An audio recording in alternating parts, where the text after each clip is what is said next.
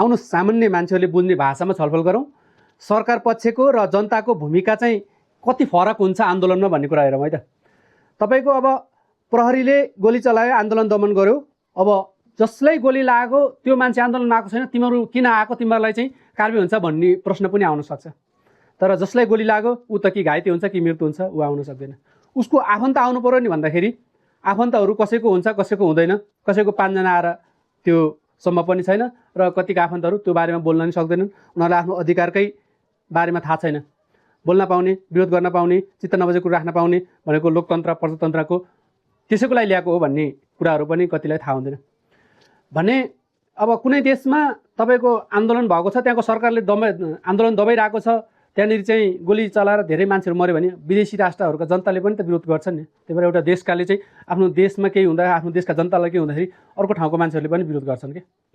अब त्यो विरोध किन गरेका होला त, होइन? राज्यले त कानुन सबै थाहा छ, नियम थाहा छ, पुलिसलाई प्रशासनलाई सबैलाई थाहा छ भने किन विरोध गरेका होलान् भन्ने कुरो नि आउँछ क्या त्यहाँनिर।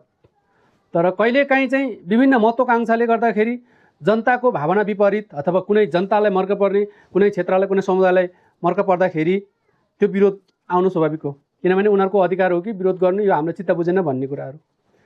र उनीहरूलाई चाहिँ कसरी चाहिँ त्यो कन्ट्रोल गर्ने त, कसरी सम्बोधन गर्ने त, होइन? तपाईँको अब जनता र राज्य भनेको चाहिँ जनताले ढुङ्गा हान्यो भने राज्यले पनि ढुङ्गा हान्ने कि, होइन? अथवा पहिला चाहिँ ढुङ्गा चाहिँ जनताहरूले नै हान्छन् नि त, होइन? तर जनताहरूले ढुङ्गा हान्छन् ताकि उनीहरूको सदन अथवा कानुनसित लड्ने बाटो उनीहरूलाई त्यही जस्तो लाग्छ। किनकि जनताहरू भनेको अशिक्षित हुन्छन्, कम पढेका हुन्छन्, कम बुझेका हुन्छन् भन्ने मान्यता पनि किन राखिन्छ भनेदेखि जनतालाई तर्साउनलाई वायर फायर गरिन्छ। वायर फायरले मान्छे मर्छ मर्दैन, तर के हो भने जनताहरूलाई डर त्रास यो कुराहरूबाट चाहिँ यसरी आन्दोलन गर्नु हुँदैन भनेर उहाँलाई चाहिँ धेरै कुराहरू धेरै जनतालाई थाहा हुँदैन, कति इमोसनमा आएका हुन्छन्, कतिले आफ्नो ज्ञान हुँदैन, त्यही भएर वायर फायर गरिन्छ ताकि जनतालाई नमरे पनि उनीहरूलाई चाहिँ डर पैदा होस् र उनीहरू चाहिँ अलिकति संयम हुन् अथवा पछि हटुन् भनेर। त्यसपछि पानीका फोहरा हालिन्छ, असुल ग्यासहरू हानिन्छ, होइन? लाठीचार्ज गरेर हो, त्यसपछि सिलसिलेबार खुट्टामुनि गोली हान्ने त्यो कर्मश गर्दै जान्छ। त्यो चाहिँ किन गर्छन् भने पुलिसहरूले उनीहरूलाई चाहिँ त्यो ट्रेन हुन्छ क्या, उनीहरू चाहिँ ट्रेनिङ प्राप्त व्यक्तिहरू, उनीहरूलाई कानुनको पनि ज्ञान हुन्छ, मानव अधिकारको पनि ज्ञान हुन्छ हो। र त्यो सँगै सरकारका मन्त्रीहरूलाई पनि त्यो थाहा छैन भन्न चाहिँ मिल्दैन। किनभने उनीहरू भनेको चाहिँ कानुन बुझेर अथवा कानुन नबुझे पनि उनीहरूसित चाहिँ कानुनविद हुन्छ, कानुन विशेषज्ञ हुन्छ, उनीहरूको विभिन्न राय सल्लाह लिने हुन्छ। राज्यले चाहिँ कानुनविदहरूलाई नै हायर गर्न सक्छ नि त, तर एउटा जनतालाई त्यो सबै कुराहरू थाहा हुँदैन हो। त्यही भएर राज्य र जनता चाहिँ फरक हो क्या।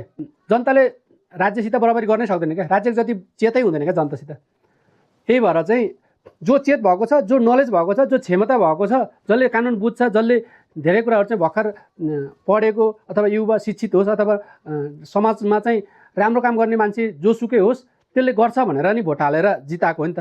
न त सबै पालै सदनमा जान्थ्यो होला अथवा सरकारमा जान्थ्यो होला नि, त्यो पोसिबल छैन नि त हो। त्यही भएर जनताहरू चाहिँ अशिक्षित छन्, त्यही जनतालाई शिक्षित बनाउनुपर्छ।